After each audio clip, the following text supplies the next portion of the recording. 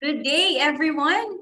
My name is Jean Labios, and I am a program specialist of the Trading for Development Unit under the Education and Collective Learning Department of SEARCA. The short video shown earlier has given you a glimpse about SEARCA and what we do. SEARCA is hosted by the Philippine government on the campus of the University of the Philippines, Los Baños. So we are coming to you live from Los Baños, Laguna, the special science and nature city of the Philippines. Before we proceed to today's conversation, please allow me to quickly go over some reminders. Kindly refrain from posting your email address in the comments section. For those of you tuned in via SEARCA's Facebook page, you may type your questions in the comments section. Kindly indicate your location now and or country of origin. For SEARCA scholars, UC and SUC ACAP members registered and tuned in via Zoom, instructions for sending your questions were emailed previously. Our Solve team will collate, curate, and compile those questions, and hopefully we will be able to cover as many questions as we can in the time remaining. Please note that this episode will be recorded and will be made available on SEARCA's Facebook page and YouTube channel.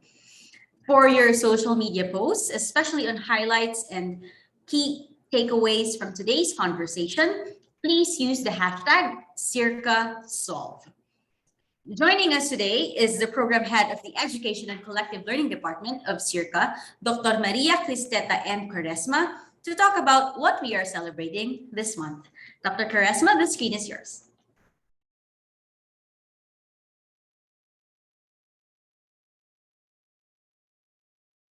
Thank you, Jean.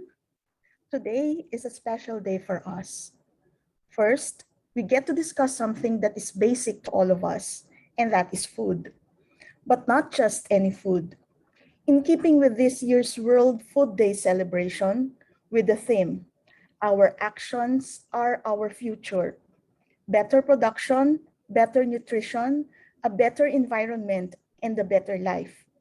SEARCA is offering you these dish dialogues to think about sustainable and healthy choices for the food we eat, for our own good health and that of our environment. This will be followed by another event tomorrow we call Pista ng Pagkain at Kabataang Pinoy, or Pistang Pagka-Pinoy, which may be loosely translated as Philippine Food and Youth Festival. These two events will actually kick off SEARCA's 55th anniversary celebration happening next month. Yes, on November 27, SEARCA turns 55. And as we reach another milestone, we'd like to look back at what we have accomplished and thank all our partners and stakeholders for making all this happen. You are all part of what SEARCA has become. But we do not stop at this. With the complex challenges that we now face, there are a lot more that we need to accomplish. And so, while we strengthen our linkages with our existing partners, we are also open to other opportunities as we strive to accelerate transformation through agricultural innovation in this region, that is Southeast Asia, or even beyond. And so I invite our viewers, our scholars, partners, and other stakeholders, and the general public, especially those whose interests align with SEARCA's mission of elevating the quality of life of agricultural families through sustainable livelihoods and access to modern networks and innovative markets, to join us in SEARCA's 55th anniversary celebration. The lineup of anniversary activities will be released very soon, so watch out for it in our website and social media channels. Remember, our actions are our future. So let us choose wisely. Choose sustainable and healthy diets for a better life. Good morning, everyone. All right, thank you, Ma'am Teta, for that call to action. Okay, as mentioned earlier, we are celebrating World Food Day, and this is also a kickoff to SEARCA's 55th anniversary. Food is a topic that I'm sure a lot of people enjoy, especially during celebrations. Besides its obvious importance to sustain our health, food is also a vital part of our economy and society. When we look at the supply chain, your food becomes more than what you see on your table. It includes the farmers, producers, support sectors, and everyone who depend on it for their livelihood. All of them are SEARCA's stakeholders. And as we celebrate our 55th anniversary, we would like to ask our audience with this Mentimeter question that is flashed on your screen. In one word, how do you describe SEARCA as a capacity builder or human resource developer in the region? So you can just go to the link that is flashed on your screen or in your chat boxes. And then you can also go to menti.com and enter the code 27937379. The question is, in one word, how do you describe SEARCA as a capacity builder or human resource developer in the region?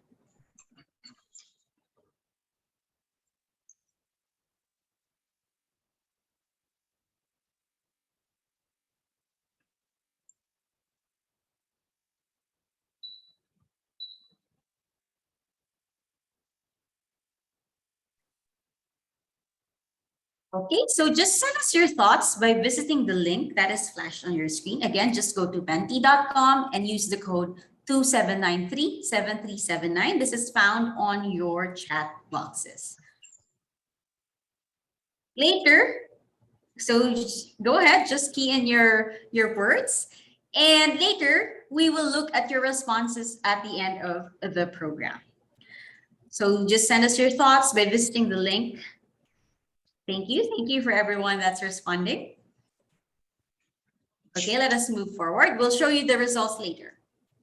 Today's guest is the professor of Malaysia Heritage Food and Culture at the Department of Food Service Management, Faculty of Food Science and Technology, Universiti Putra, Malaysia.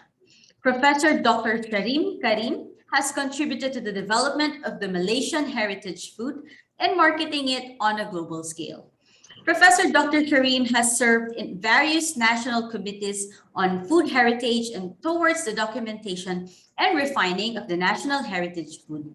Additionally, he has also hosted and appeared on various television programs associated with the local food scene. He has published 5 books on food, highlighting traditional cuisine. And during his spare time, he loves to cook and travel for food, enjoys food photography, and he paints on canvas as well. Welcome, Dr. Sharim. Thank you, Jean. Very good morning to all, and welcome to this program this morning. Okay, thank you, sir, for being with us today. Before we reveal the dish that you will be preparing, I hope you don't mind a few questions regarding your passion for food and your thoughts on the Southeast Asian food system. Well, Jean, my passion in food has been, I have an early passion in food. I've started cooking ever since I was a child. I've been cooking rice, boiling water, and helping my mom. And, so I've been involved in food for so long, and I know what I want to be, you see. And after finishing my high school, I decided to go to cooking school. And I did that. I did a chef training program in Mara Institute of Technology in Malaysia. And then I continue on. After my associate's degree, which is a diploma, I went to Singapore. I was a chef. I was working for the Raffles in Singapore for quite a while, for a year plus. And after that, I straight went to New York City to attend New York University, taking my undergraduate in hotel restaurant management. And I was in New York for quite a while. Also, I was involved in the food scene over there. I was cooking a lot in New York City. And then the rest is history. And food has been big part of my life. And I think I'm very satisfied of my achievement with food, and I've made it big. And I've traveled before COVID. I've traveled to Europe, to America, and of course Middle East and East Southeast Asia as well, to promote Malaysian cuisine to the world. And of course, Southeast Asian food is so rich, and we have a lot of resources around us. It's just around the house, and we just pick and cook all these natural ingredients. And it's, what I mean, it's not pricey at all. It's cheap, and we can afford it, you say. And I think with COVID has changed people perspectives toward, sustainability. And I think a lot of people are doing their own gardening and growing their own food like that to sustain their lifestyle, you see. So that's a bit about, our opening speech, our opening talk this morning. Okay, thank you, sir. So thank you for that background. We can see that you clearly are well exposed to food, like with your curiosity as a child, which I am pretty sure a lot of us can relate to, especially with cooking rice here in Southeast Asia. And also, we see that you have been traveling and you are exposed to different kinds of cuisine. So thank you for sharing, and thank you for highlighting the pandemic where the food choices are now different. And as you mentioned, we should now resort to what's readily available because the food system was disrupted by the pandemic. So, sir, thank you for that introduction. So, along this conversation on sustainable and healthy consumption, Dr. Sharim, you will be sharing a recipe with us. So, as you start your demo, sir, can you tell us more about our dish for today? Okay, thank you again, Jean. Jean, I'll be cooking two very simple but very delicious Malaysian dish, okay? First, I will be cooking, locally we call this asam rebus with keladi, you see. Or I can say it, it's like a sort of like yam stew with yam stew with fish. And also I add some fresh herbs as well. So the main ingredients in this dish is yam. And yam this is the yam. I have prepared the yam ahead so that we don't take so much time to boil the yam. And the ingredients are yam. I'm using yam. Why I use yam?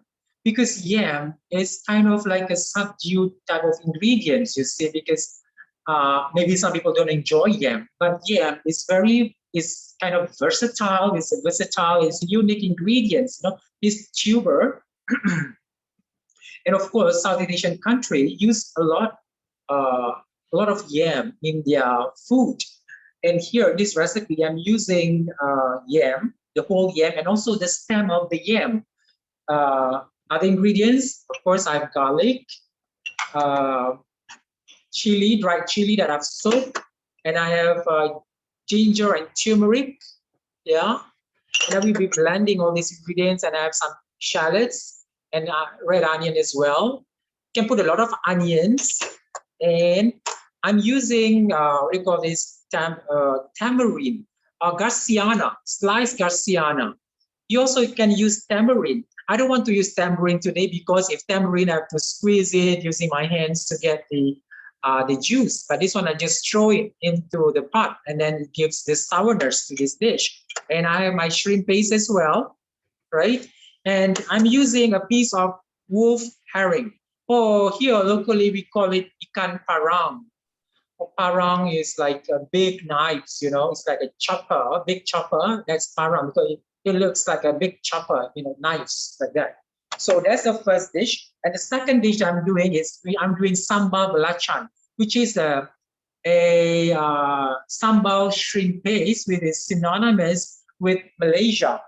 Also very simple, you have to have this sambal when eating with this dish, and also hot steaming rice. So it's like a combination of this stew, the yam stew, and the sambal and white rice. So when you are hungry, you have this dish, and then it's just like a satisfaction.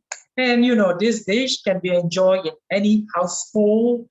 It's not pricey at all. Everything that you can find at home. In fact, today some of the ingredients are coming from my backyard. They say like this one. We have garciana, and we slice it, and then we dry it, and then garciana is very, very nutritious, and also it's good for anti-obesity. You can just like soak this in hot water, take a few pieces and soak in hot water. It becomes like a Garcinia tea. It's a sourish, and it's good for, you know, to weight loss. And also you can find in the commercial, you know, in the pharmacies, they are selling Garcinia powder, natural pure Garcinia powder for, you know, reducing weight. And this is very good to be practiced. And I also have what do you call this? Kantan, and also we call it a torch ginger. And this is a very unique ingredient. This is typically used a lot in Malaysia, but not so much in Indonesia, or, you know, they use it, but not so much, I think, from my, you know, observation. Also in Thailand, not so much, you know, they don't use it too much of this. And we in Malaysia, we use in our stews, in our soups, in our salad, especially you can slice it. And also there are different tones of color of this kantan or torch ginger. This is like a shocking pink. We have light pink, also white. And this is also from my backyard. We have, you know, like lots of this. I grow a lot of this, and then sometimes we harvest like 40 to hundreds of this, and I would sell it to the market. Then, you know, it's good. It's fresh from our farm, as well as we have Vietnamese mint. And also this is an essential ingredients in the first dish, in the yam dish. And this one has a nice aroma. And what is so magical about this, we call this kasum, you see, daun kasum. I don't know what do you have this in the Philippines, Jean? So that's like I was thinking of more like basil leaves, but specifically that I was just gonna say, you know what, I should probably ask my dad to get something like that, because my dad loves plants as well. I wonder if we could source that here in the Philippines. I am not so sure. As I mentioned, we call it locally kasum, and of course, this has a scientific name. I don't remember too much, you know, too long. But then, you know, this is called Vietnamese mint, and then it has a nice aroma. You know, when we make laksa, we'll put this laksa Penang, which is one of the most popular food voted around the world, you know, around the world recently. And also, what is beauty about this mint is, you know, these leaves is that it is like it has anti-aging properties. So if you want to look young, forever young, so you can eat the shoots of this leaf and make it as a salad like that. And in Malaysia, all this leaf, we just would eat it like that, you know, just fresh like that. So let me start cooking, Jean, and you can, you know, ask questions while I'm cooking. So go ahead, sir. I'm going to blend these ingredients. Well, typically, you know, our grandmas in the past, you know, used to do the pastel. I will use the mortar and pastel for my sambal belacan. So I'll put the this what do you call this? The dry chili that I've soaked in the water overnight, and my garlic, and also ginger, and just a bit of ginger and turmeric. The turmeric to give color to this dish, and also taste. And my onions,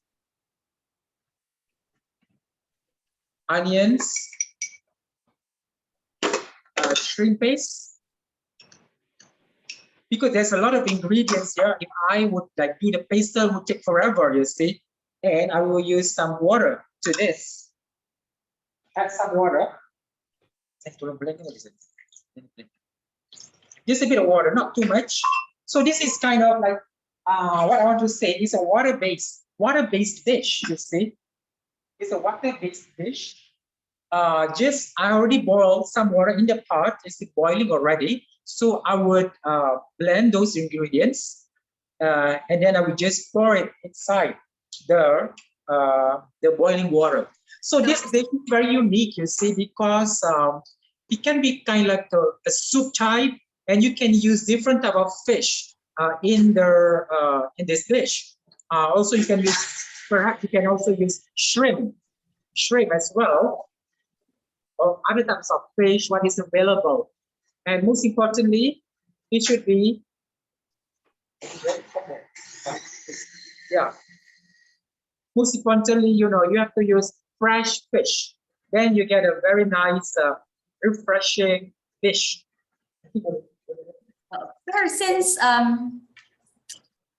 Sir, Karim, since we are in the topic of ingredients, Yes. how do you, when people source ingredients, what is your advice? What should they be aware of when they would source these ingredients?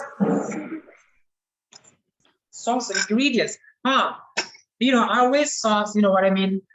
Typically, for myself, I try to source directly from the, let's say if I buy fish, I buy directly from the fisherman.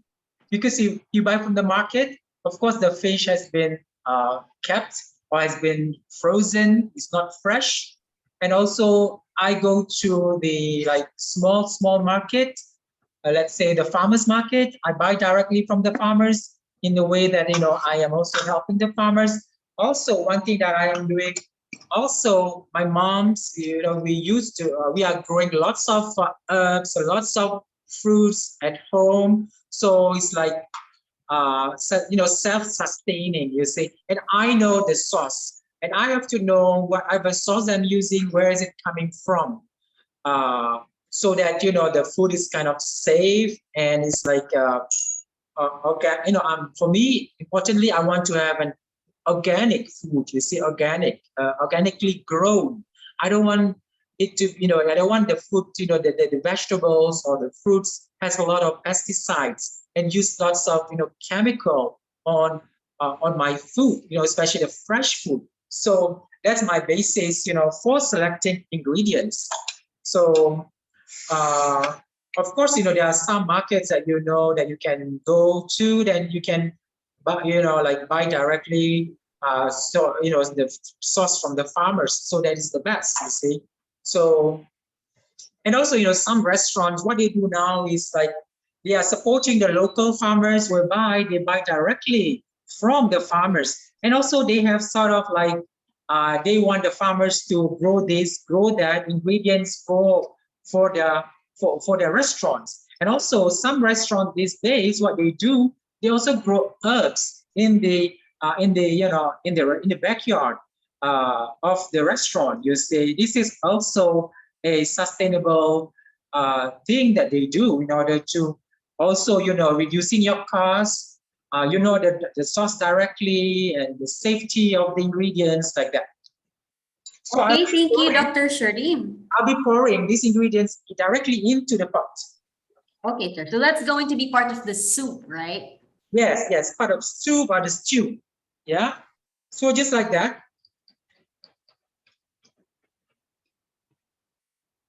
Okay, sir, I just want to say that thank you for highlighting the importance of knowing where our food should come from. And it is indeed great to be directly sourcing it from local farmers or growing it in our backyards. And you mentioned that you source your ingredients in your very own garden. So what do you think is the impact of incorporating gardening on children's health and education, for one? Could you repeat, Jean? Oh, sorry, sir, because you mentioned that it's important to know where your food is coming from, right? Yes. And it is indeed great. Also here in the Philippines, we promote that we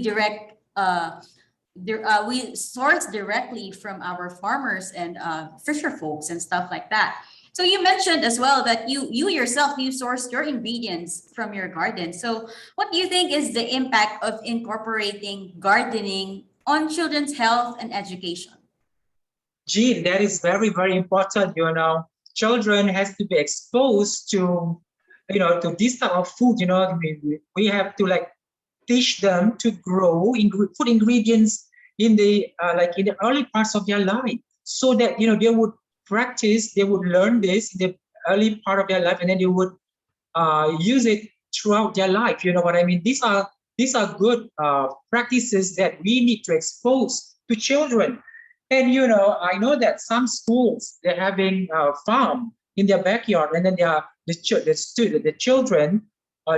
they have to spend some time in the plot to do the gardening, to plant little things, And I was from NYU, New York University, and in New York University we have, they have, in New York City it's like all bricks, all buildings, but they still have plots, plots that we do gardening, and then we do plant, grow herbs, and then we pick the herbs and then use in the kitchen, And also this is a way for the university to stress on this knowledge, and as well to, this is something sustainability that they do, they want to expose this to the students. You have to do this in order to, let's say, the students, when they graduate, they're going to open up restaurants and all, so they know, the ingredients, what are these ingredients, and then they can source it themselves, do their gardening, or source it from the farmers, local farmers, like that. So these are already boiling, slowly boiling. I will throw in this Garciana, dry Garciana, into the soup. Also, I'm adding the yam. Yeah, this is the stem of the yam, and then this is the tuber. It's already pre-cooked. When you mean pre-cooked, sir, was it like boiled? Boiled, yes. Yeah, it's boiled already, because it would take some time to boil this. Yeah. And also, Jean, for yam, there are so many types of yam around. But the thing about yam, we have this belief that, like, if you are eating yam, you cannot say anything like, oh, is this yam itchy? This, itchiness, what yam can make to you, if like the yam cannot be eaten. Yeah. I have this story. My friend, he planted several yam in the backyard, and then what happened was, the yam can be eaten, and then his helper said, yeah, can we have, he was asking his helper and saying that, can we have that yam? He said, yeah, it can be eaten.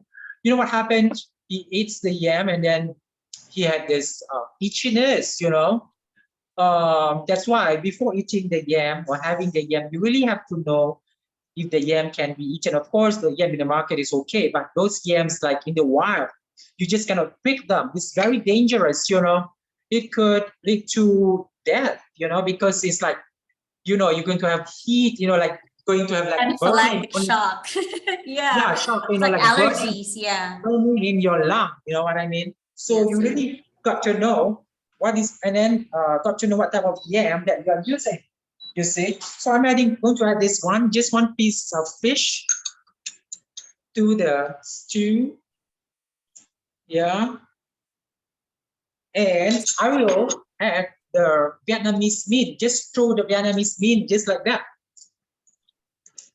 It's a simple dish, like we're using very few ingredients, but it's so delicious, it's so refreshing because of the herbs that I'm using, you see.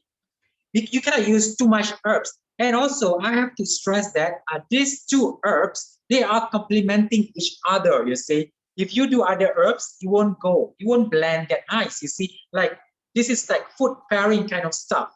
Kantan, this, what do you call this? Tosh ginger and Vietnamese ginger, yeah. They go together. Do you have this in the Philippines? I think we have different kinds of ginger, sir, because Yeah. I think I saw something like that in my parents' yard.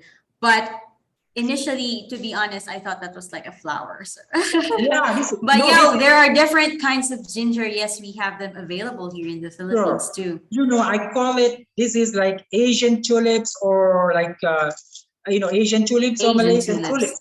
So I already cut them into quarters, into four, then I'm going to throw it into the dish like that. Yeah. And also, look, I'm using this ladles from coconut shell. I'm sure you have it a lot in the Philippines. Yes, sir. We have that here too. So this one, you see, this one is like, I bought this from those craftsmen, you see. I like to support them. You see, this is how I, what I mean, I support those people in the out there, the farmers, the arts and craft people that making all this, kitchen utensils. And I have another one as well, the big ones. Also Yeah. coconut, huh? Yeah, and also I'm going to throw a bit of salt to this. Okay, increase the heat a bit.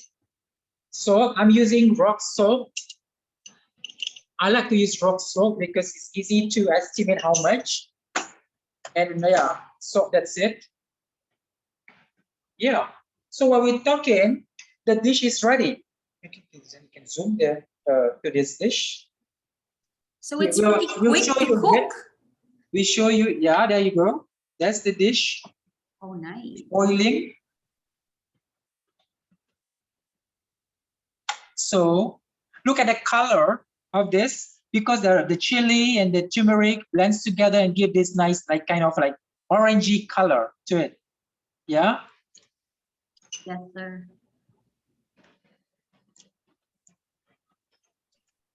So do you have any food philosophy that you follow when you cook or you eat? What was that, Jean? If Please you repeat. have any food philosophy that you follow or you follow when you cook or you eat? Well, Jean, I like to, as I mentioned, I like to have natural food. Basically, I love natural food and simple food, you see. And fresh food, freshly picked from the farm, or I just buy it fresh, and basically simple, very few ingredients, but the taste is just amazing. So simple food is good. But then, Jean, I try to do less of sort of processed food, you see. That's what my philosophy is, but lots abundance of natural produce. That's what I like. Sometimes, some food you don't have to cook. You can just have it like that. I like to have lots of fruits, and basically, as I said, it's natural ingredients, and I know where the source are coming from. You see, it doesn't have to be so rich food, but simple few ingredients. That is, I'm happy already, and enjoy that, that type of philosophy in eating or in cooking. And in cooking as well, I like to make it easy, no complicated process, and traditional food is so easy. Everything is around your backyard, around your house. Just pick it and then do a simple thing. And I like to also add ingredients that I tend to put in my food to create a different taste, perhaps, like that. Yeah, so I like, sir, how you really seem to advocate for going simple, just accessing what is readily available. It doesn't have to be complicated. It doesn't have to be expensive. And I guess this relates with sustainability as well. But I am getting so hooked with our discussion that I am forgetting to invite our audience tuned in right now. You may start typing your questions in the comment section for Facebook or the Q&A box in Zoom. And please include your location and country of origin so we can inform Dr. Sharim where our audience are coming from. Sir, since we talked about, we touched on the topic of sustainable food consumption, how does sustainable food or diet intersect or go together with improving health? How do we relate that? Well, sustainable and having, well, from my opinion, I think, sustainable, yes. Look like how you get the ingredients, what ingredients you get, what you buy from the market, where you source from your ingredients are. These things are very important. You have to know the source, you see. Then you can eat well, you see. When you don't know the source, the quality of the product, then it would, in the long run, it would affect you. But a lot of people these days, they want the product, wherever the ingredients that they buy, they want to know where is it coming from, you see, because they want to have a reliable source to be put on the table, you see. And people are very concerned about their health and how is the food being produced. And now, I think a lot of farmers are advocating like organic food, fresh food from the farm to table, farm to fork. And also, people like to buy direct from the farmers. So they make like relationship kind of a thing with the farmers to secure their product, you see.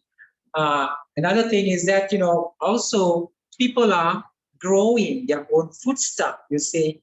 Although you are living in apartments, and you have no like backyard or front yard, whatever, you can plant, you can grow a few essential ingredients for your kitchen to be used, and in your cooking, in your food intake, like that, as a salad or how you're going to use these ingredients, like that.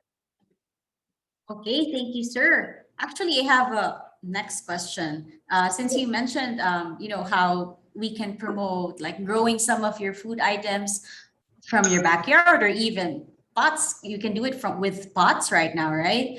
So food is inherently tied to culture and identity. So how can we consider this while advocating for sustainable and healthy consumption? Sustainable and healthy consumption. Culture, yes, culture and identity, and relating it to sustainable Yes. and healthy. Well, look, these ingredients, we are Asians, we have to be proud of our food ingredients. And because it's like closely related to our lifestyle, you see. So we have to know our food ingredients very well, and to know the cooking methods of certain dishes, that are close to our culture, to our lifestyle, what we eat. We don't want to eat all international food or foreign food or Western food, you see.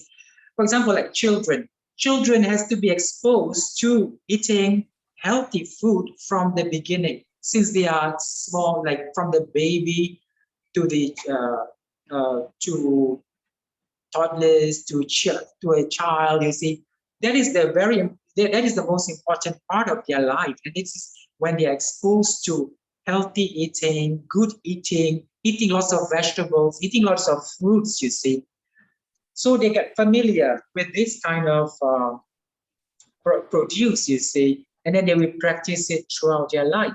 But then if children are eating all this processed food, for example, like nuggets and sausages and whatnot, you see. And this is not healthy eating, basically, you see. And then they wouldn't know what is the real food. They just know about this fast food, so to speak. They have to be introduced to a local food intake in the very earlier of their life, and then they can be practicing those as they grow. And I think a lot of young children don't even know certain dish, certain traditional dish that we enjoy these days. And they, also they don't even know, what kind of ingredients to be put, in this dish, you see. So, but then, if they don't know the ingredients, where this was coming from, they would not be able to practice healthy eating nutritiously, That's why these days we have a lot of people are facing health issues, you see, because of eating not proper food intake, you see. They just take anything like they can find, because of this fast way of living and everything. I think I also advocate slow, what do you call that? Slow, there is this movement, in Italy. I just forgot. Slow food. Yes, slow food movement. So, eating everything natural, not fast, you see. Eating fast, we will have a lot of trouble eating everything fast, fast food, fast ingredients, fast cooking. And to cook the best is cooking slowly and, to derive all the flavors, all the taste from the ingredients in the food. So All right, thank you, Dr. Sharim. So I note that for one, in children's early formative years, you already have to introduce them to good access to good and nutritious food. And I also note, I guess the idea behind slow food is like as opposed to fast food where everything is processed and all that. It's different when you actually cook the food and it's not using preservatives and whatnot. So, sir, can you tell us about your dish right now? How's it going? yeah, well, it's almost done. But Jean, I want to have a taste of it. How is the taste? Whether the salt is enough or not. So let me taste it. Yeah, the sourness is there. Perhaps I just have to add a bit more salt. Actually, I can throw more of this Vietnamese mint to give it like a really strong taste, because I have a lot, you see. And as I told you, this is strong. I just picked it up from my garden this morning. The dish is done. It's done actually. Speaking of fish, you don't have to you cook fish very fast, you see. If not, the fish going to be overcooked. So I'm done with my first dish. I will show it. I will try to plate it in this. Then we start our second dish. Second dish is really traditional and it's really Malaysian sambal. I don't know if you have sambal shrimp paste in the Philippines. Do you have it in the Philippines? We can order it from the supermarket, sir. So this is really exciting because we can show our viewers how they can make it from their own homes. Yes. So now I'm scooping the stew. Oh boy, how I wish you're just next door, sir, so we can just get the dish from your office. So this is just, what I mean. The taste of this dish is just incredible. Plus the yam, you see, yam is so highly nutritious. Yeah. That I wish I could taste it right now. I am sure our audience are drooling as well, especially for those of us who are not familiar with the dish, trying something new. Yeah. So Jean, this is something like in the Philippines, you have the sinigang, it's like sort of a sinigang like that, but it's this is like sour and spicy with the fresh herbs, you see. So that's that. That's our first dish. All right. So I'm going to work on our second dish now. Let me wipe the sides. So any questions from the audience? Yes, sir. We actually do have one. I have here a question from Mohammed Salihu from Sri Lanka. I experienced that Malaysian culinary is likely linked with sugars and sweet taste. Is there any traditional basis for this? Sugar and sweet taste. Well, not really. For me, I don't believe it's like kind of sweet, but in certain parts of Malaysia, it's kind of sweet. But these days, a lot of these chefs and restaurants, they like to add sugar to the dish to make it sweet, you see. But I don't. You see, I don't use sugar in this dish. This is kind of like a sour and spicy type of dish. I don't add sugar at all. But certain dishes kind of like sweet, yes, you can add sugar. But when I use sugar, I would use brown sugar or again natural sugar, like that. Yeah. Yeah. Is that answering the question? Yes, sir. Yes. So, sir, I have here another question from Dr. Arini Utami. She is an assistant professor from Universitas Gadjah Mada. She said, do you think the rising income, which leads to a shift from consuming inexpensive starchy staples to more expensive food choices such as meat, would promote or hinder sustainable food consumption? I guess this relates with your advocacy for going back to the basics. Well, can I say like eating basic food then, you see, right? Yeah, I think the question is more like, given of like with rising income, there is like a shift from choices of using instead of inexpensive starchy staples. Sometimes when when we have like more income, we tend to shift to more meat. I see. Yeah, Yeah, of and course. options. So does that hinder or promote sustainable food consumption? What's your take, sir? Well, I think it should it should promote because sometimes the organic food they are not as cheap as you would think.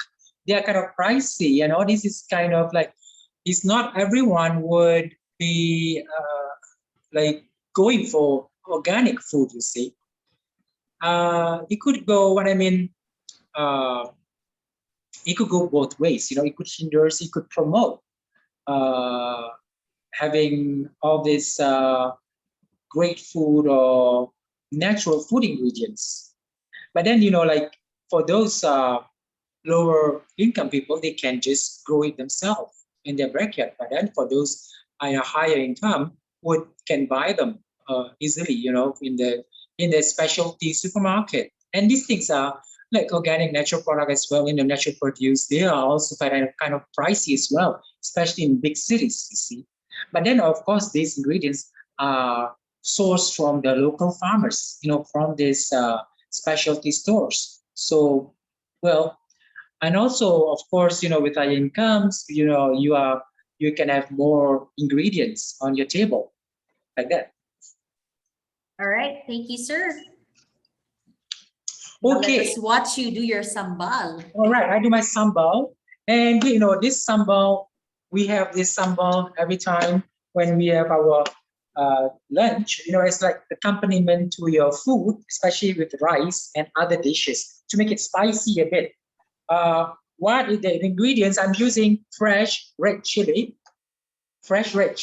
yeah, and I'm adding a bit of this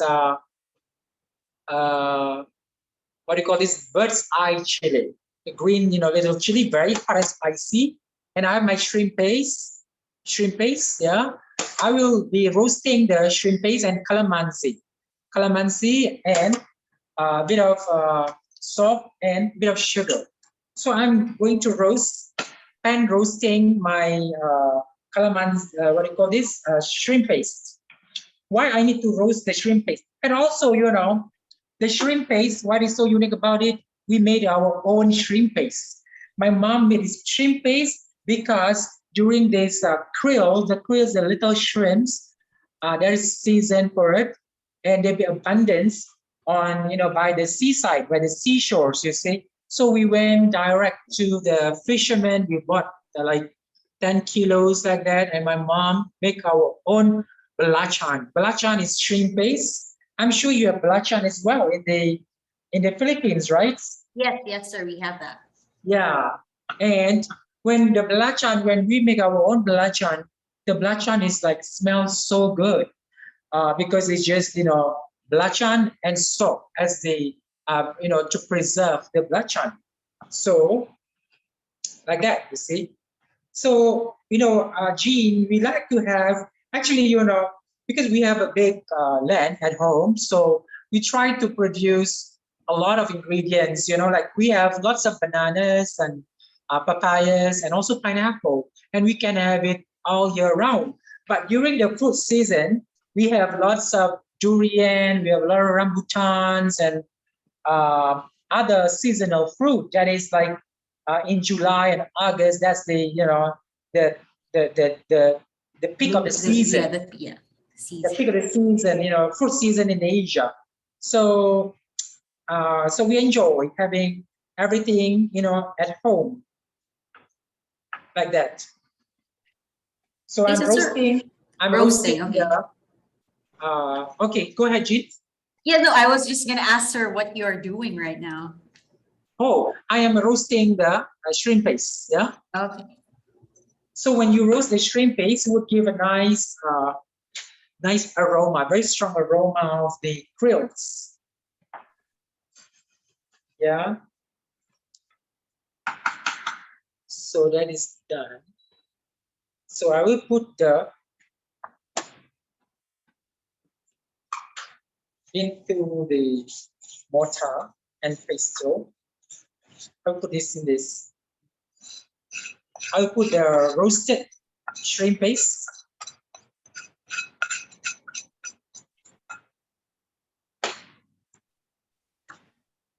Before start pounding it.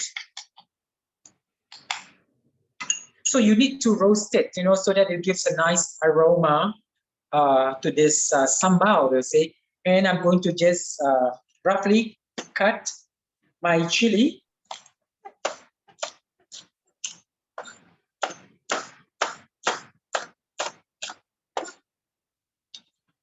So is sambal like a staple condiment in Malaysia?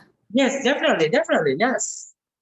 You know, Jean, like long time ago, I have this American friends, American friend who came. I'm starting to pound it so that they just consider it. So I'm pounding the belacan, the shrimp paste, red chili, and also the eye chili together.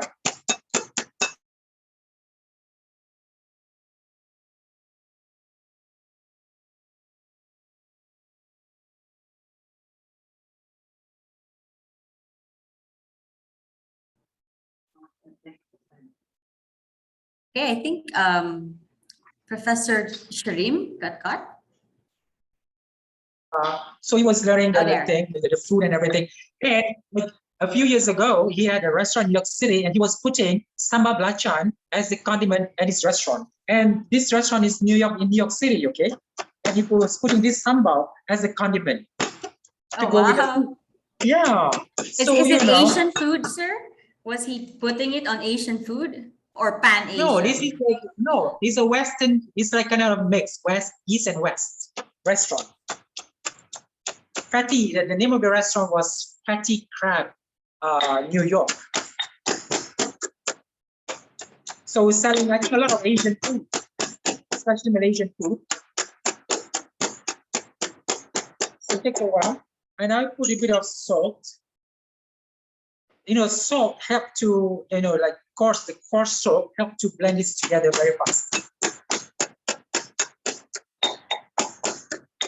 But these days, you know, moms and grandmas using blenders. But I like to use, you know, this traditional method for this sambal because, you know, the chili, you know, when you do this, pound this, then you really get the flavors out of both the chilies, you see. Yeah. And also this sambal gene can be used in different things, you see. I will mention shortly. It's almost there. Give me like a minute or two. So how long is the storage life of this sambal if you make it fresh like this? No, you can keep it like at least a week or so, you know. And okay. What is the beauty about the sambal? This sambal also, you can use this as a base for your fried rice. We call it as nasi goreng belacan or fried shrimp based fried rice, you see. Yes. Very nice, you see. I'm just trying to make it fine a bit. Here in the Philippines, when there are dishes that are nasi goreng, they put like the small dried fishes. Yeah. Anchovies. Anchovies, yes. Yes. Oh, it's sure. You know, I'm giving another recipes. Okay, you fry the anchovies, the little fish, little anchovies, you fry them crispy, and then you add this paste, and then you add the rice. Of course, the rice, when you do fried rice, the best thing is that you use there is overnight rice or leftover rice. Yeah. That you keep in the fridge. No hot rice. Hot rice will make your nasi goreng very mushy and not interesting, not palatable at all. You know what I mean? So look, you see my sambal is so pretty there. Look, nice color, right? So it's ready. I'm just going to take it out. And it's ready. You see, making traditional food in just minutes. While talking to you, I have made this sambal already. Also, just now, while pounding this, you also can add the calamansi juice, but then I Oh, will add it nice. later. I will add it later. When eating time, you can just squeeze it on top of it and then make it sour and spicy, salty and sweet. And I have calamansi here. Also from my backyard, I will remove the seed, and there you go, my shrimp sambal. Nice. Yeah. All right. So it goes well with this fish or this yam stew. So there you go. All we need is rice now, like true Yeah, right. Asians. Yes, right. Okay, sir. So I have like two more questions for you. Yes. First is, what do you think are the challenges and key issues in transitioning to sustainable and healthy food consumption? You were mentioning earlier processed food and fast food. Like, how Yes. do you think can we shift the dietary patterns to go back to what you call the basics? Well, the basics, Gene, we have to start educating our children, our people, educating. We have to give training, uh, uh, practice, and also awareness from the very beginning of of their life. You see, then they are exposed to these things very early on. But then the challenges are in the market. There's a lots of ingredients out there, and you have all the sources to buy these ingredients. So you make a choice. Let's say if you have the knowledge about certain food, about having natural food, having less processed food, then you spend your money wisely. Then you go back to basic ingredients, natural ingredients like that. So the thing is that to educate, uh, training, and also awareness, and practice it in our daily life, so that all these would come together and we having a better lifestyle. All right. Thank you, Dr. Sharim. Sir, we have one question that came in from Facebook. How can we introduce ingredient herbs to our younger generation in order to preserve them as sustainable resources? Well, as I mentioned just now, make it as an activities, among your family members. Could be, activities in the kitchen or in your garden. Get them to be part of your, of what you're doing at home, you see, and bring them to visit farms, know the food ingredients, you see, like that. So they would know from early on. Then they would do it in their, further in their life, like that. Trips to the farms would be good. There will be a fun trip, you see. I think, especially those living in big cities, they don't used to see all those, how those things are being farmed, like, the chicken, how the chicken is like, we rear the chicken in the backyard, all that. We don't see them, like we don't see it's being practiced these days. But then, if you live in the country, you can do that. And then your children or your young ones are exposed to that. And then now, with COVID, I think a lot of people are moving back to the country because they feel like they need more space instead of living in big cities. If it's permit them to do that, you see, they like to have an open space to live in a bigger space, basically in a farming country, rather than living in big cities, you see, because they want to go back to the natural living like that. To the basics. Yeah. Sir, interestingly enough, I have here another question from RJ Lamis in the Philippines in connection to what you just said about the pandemic and living in the city and transferring to the rural areas. So the pandemic forced people to stay at home and opted people to order food via online apps. different unhealthy foods can be ordered, and even children can access these applications. And food apps tend to stay, most likely, even after the pandemic. So do you think this technology can affect food sustainability, especially in indigenous food? Well, there are pros and cons, on these issues. Again, it goes back to your food selection. Well, technology is there; it's not going to go away, and this is how we live now. But then, for technology also can help sustaining our life. You see, our life, or in terms of like, look, the farmers, for example, can use technology to promote their foodstuff. They can start selling online. Uh, then you can generate income, you see, and then of course selling online, you have to do all this posting, and you can reach a wider customers, you see, and then helping them to generate a lot of income as well. But then you have to make sure that how you promote your ingredients, your natural products, you see, and you can share how you grow your product. Then we catch your customers' attention, catch people attention, and a lot of people are going back to having natural resources. So in a way, I think technology is going to be there, is going to help to boost whatever we are doing. You see, like today, you see, we can imagine. I don't see, like, I can't even imagine that I'm doing this. With international audience in my university. So we can do this, promote healthy eating, healthy productions online. All right, I like what you said, sir.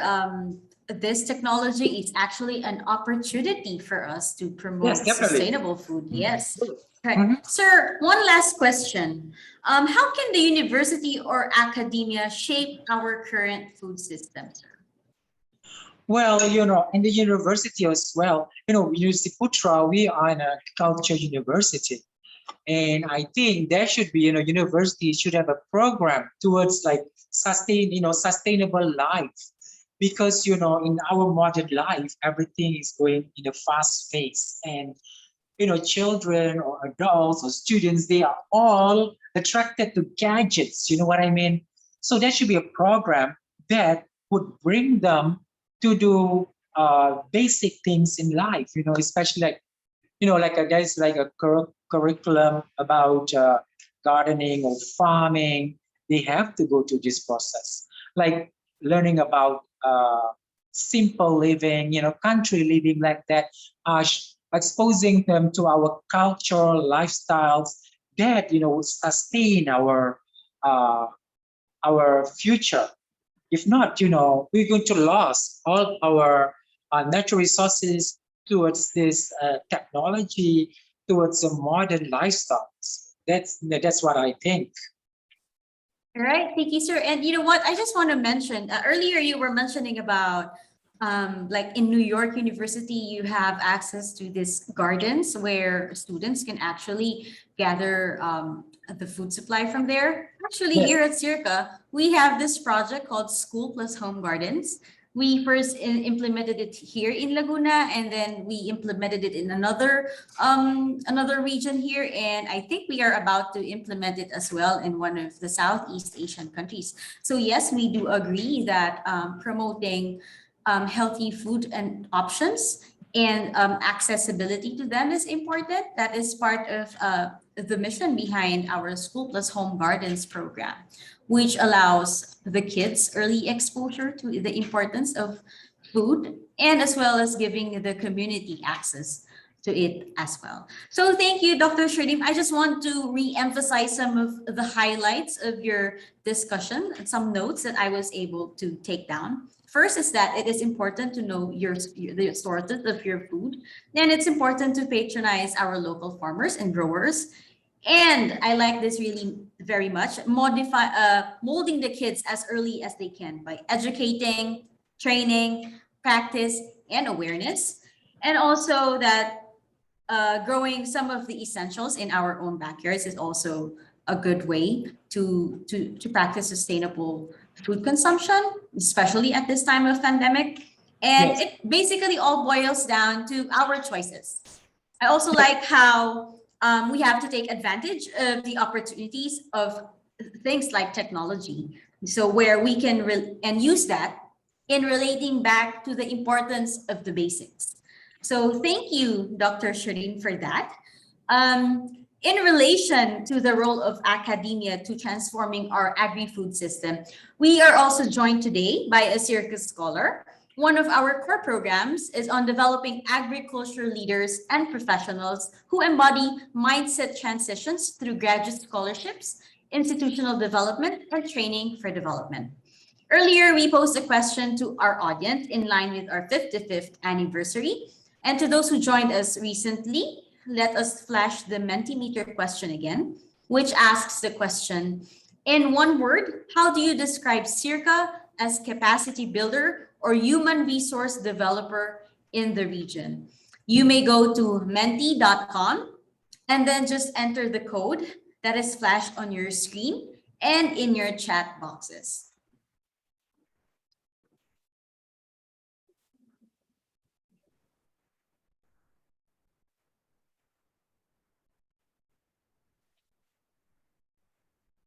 Okay, so just send us your thoughts by visiting the link and in the comment that's found in the comment section in Facebook and in Zoom. So later we will be looking at your responses. So let us move on to the next section of our program this morning. We have Ms. Gita Adelia Nevara, who is a PhD candidate in food science under the Department of Food Science, Faculty of Food Science and Technology at UPM. She is also a DAAD SEARCA scholarship recipient, and Gita is affiliated with Universitas Muhammad Natsir, Bukit Tinggi, West Sumatra, Indonesia. Hi, Gita. Thank you for joining us. Hi, thank you for having me. Hello. So your current research in UPM is in line with our topic on sustainable and healthy consumption. Can you share with us your perspectives on this? Okay. Assalamualaikum and very good morning. Thank you for having me this morning. Greetings to all SEARCA members, Prof. Shahrim, and all audience who joined this session. My name is Gita. I'm a PhD student in Food Science UPM. I'm also affiliated with Universitas Muhammad Natsir Bukit Tinggi, West Sumatra, Indonesia. Actually, I wish that this event can be conducted offline so all of us can smell and taste the dish cooked by Prof. Shahrim today. Okay, but anyway, it is such an honor for me to be a guest scholar in the World Food Day celebration hosted by SEARCA. Today's event is also for the celebration of 55th SEARCA anniversary. So as mentioned by our moderator, Ms. Jean, today I will share a bit of my perspectives on sustainable and healthy consumption. Okay, Ms. Jean, can you, okay. As you can see in the poster, there are several ways we can do to eat sustainably. Prof. Sharim cooked healthy and delicious dish using local produce. It is considered as sustainable and healthy consumption. Now, people's awareness on plant-based food consumption also considered as sustainable and healthy consumption. I take this opportunity to talk about reducing food waste or food byproducts as another way for sustainable consumption.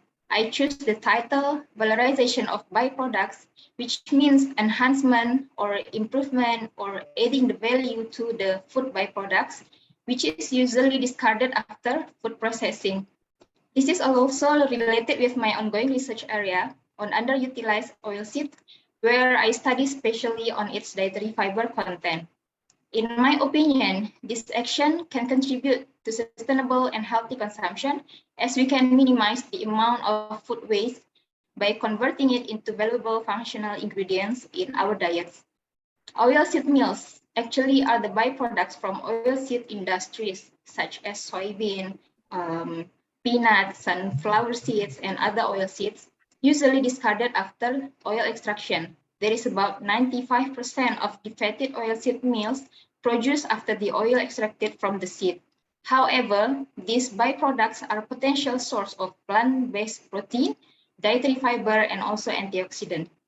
Hence, the research on oilseed meals is growing, and need to be explored by researchers. Also, the incorporation of these byproducts in various food products with proper processing can help to improve the nutritional values of the final products. For example, some studies develop healthy burger with incorporation of 10% oilseed meals, and another example is development of healthy cookies enriched with oilseed meals. These efforts contribute to developing novel functional foods and sustainability and support the zero waste concept for environment. I think that's all for my perspective about healthy consumption and also sustainable consumption. Thank you very much for your attention. Okay, thank you, Geeta, for sharing with us your research. And we are happy to know that our SEARCA scholars are also one with us in addressing global challenges to achieve a better and more sustainable future for all. Before we close this webinar, Geeta also has an important announcement to make. Geeta, Yes. go ahead. Okay, thank you. Exactly. I would also like to give an important announcement to all the audience about the AD SEARCA scholarship call for applications. As mentioned earlier by our moderator, currently I'm doing my PhD under the AD SEARCA scholarship. I'm really grateful because it is a full scholarship, covers my tuition fee, my health insurance, my visa, book allowance, research allowance, and even family allowance for those who study outside the country and bring their family. Other benefits are we can apply for 2 to 6 months of research and also 1 month of summer school in Germany. So I encourage many people to apply for this prestigious scholarship. The deadline for this scholarship is 31st October 2021. And there are 3 study posts you can choose. The first is University Putra, Malaysia. The second is Kazakhstan University in Thailand. And the third is UPLB in the Philippines. So what are you waiting for? Just join us. Thank you, Geeta. To add to that, for SEARCA scholarship advising, you may email us at gsid@searca.org. That is gsid@searca.org. Okay, before we close, may we also request Professor Dr. Sharim for some closing or takeaway message? Well, Jean, thank you so much to SEARCA for inviting me to be part of this kickoff program for SEARCA 55th anniversary, and I'm so glad to be here this morning. And Jean, can I share my Instagram? If they want to follow my Instagram, they can do that. Yeah. So you can follow my Instagram. I always enjoy, like share about food, about my travel. Not much travel these days, but my past travel and food and my garden as well. So follow me on Instagram at Dr. Sharim Karim. That's Instagram, Dr. Sharim Karim. You can just go, Okay, find maybe that out. Paula can put it in the chat box so everyone would know Dr. Sharim Karim's Instagram handle. We will surely follow you, sir. Yeah. Also, Jean, I want to say that, going back to basic, enjoy the very best of natural food. That's the lifestyle that I enjoyed and I will practice for a long time. So going back to basics, simple food and healthy food, and will make your life healthy and also sustainable living. That's it. Thank you so much again to SEARCA. Okay, thank you, Dr. Sharim. On behalf of SEARCA, led by our director, Dr. Glenn B. Gregorio, we really appreciate you, Professor Dr. Sharim, for sharing with us your take on sustainable and healthy consumption while honoring traditional Malaysian cuisine. It has been a pleasure to have you with us this morning. And we would also like to thank our DAAD scholar, Geeta, for joining us in our World Food Day celebration and 55th anniversary kickoff. Okay, so that ends our conversation this morning. But before we close, let us see your answers to our earlier question.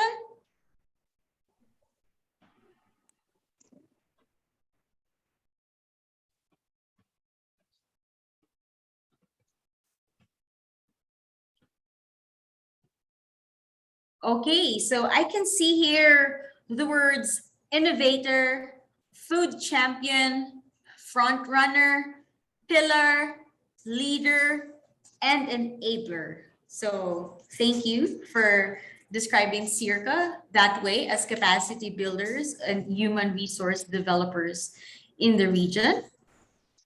Indeed, SEARCA's vision is to be a leading enabler and champion of excellence in agricultural and rural development in Asia. So we will curate your responses as part of the 55 words for SEARCA's 55th. Please do watch out for our further events in the coming month. And please let us know what you think about today's event by following the link to a quick feedback form shown on your screen. The same link will direct you to the request form for the e-certificate, and your feedback will help us improve our online learning events. Please note that we will only accommodate requests for e-certificates within 24 hours after the end of this webinar. Kindly wait for your e-certificate to be issued at least within a month, as we receive a lot of requests for e-certificates. Thank you for your understanding and patience. Food is something that binds us. We gather around food. We share food. Here in the Philippines, the most common greeting is, "Kumain ka na ba?" or "Have you eaten?" Food is also a part of our identity. It defines our sense of community. And at the end of the day, we all enjoy food. Let's all admit it. So thank you for watching, and join us again tomorrow, Saturday, 23 October, for another SEARCA special event for World Food Day and our 55th anniversary celebration. The event is titled Pista ng Pagkain at Kabataang Pinoy, or Pistang Pagka-Pinoy. Pista means festival or fiesta.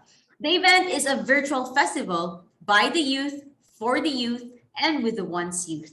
Join the discussions, games, and learning sessions on food and its intersections with the business, nutrition, arts, culture, gender, and tourism. Details about this event may be found in our SEARCA Facebook page. Once again, this is Jean Labios for SEARCA. Have a good day and stay safe, everyone. Thank you. Hello mga kabataan! This is Tita Babs. Inaanyayahan ko kayo sa October 23 na makisali sa Pistang Pagka-Pinoy. I will be talking about food and nutrition at anong magagawa nyo para sa ating food system. Kita-kits! Isang masagana, malusog at makulay na buhay sa ating lahat. Ako si John Lawas mula sa Edible Landscaping Team of UPLB. Excited naman kayong malaman ang isang pamamaraan kung saan pinagsama ang science ng crop production at art ng landscape designing and planning. Tara na't makikiesa sa October 23, 2021 sa Pistang Pagka-Pinoy. Hello mga kabataan! Ako si Banana Chief Raymond of Villa Socorro Farm. Inaanyayahan ko kayong makidalo sa amin sa Sabado, October 23 sa Pistang Pagka-Pinoy. I will be talking about food and business. Kita-kits! Hello! Magandang araw sa inyo mga kabataan. Ako ang inyong Ate Melody at isa akong project manager from WWF Philippines. So ngayong Sabado, October 23, ay makakasama niyo ako para sa isang makabuluhang talakayan tungkol sa sustainable food and sustainable tourism. So paano? Chika na ha! Kita-kits tayo sa Pistang Pinoy. And remember, stay safe and stay healthy!